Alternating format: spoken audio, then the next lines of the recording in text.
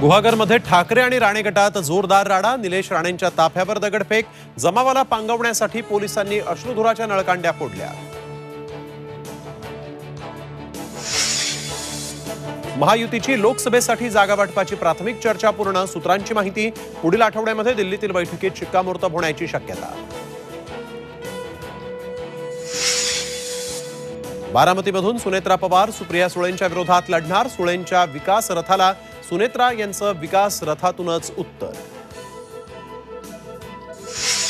मुंबई हायकोर्टानं धनगर आरक्षणाच्या सर्व याचिका फेटाळल्या. संसदेनं कायद्यात बदल केला तरच धनगरांना एसटी प्रवर्गातून आरक्षण. हायकोर्टाची स्पष्टोक्ती.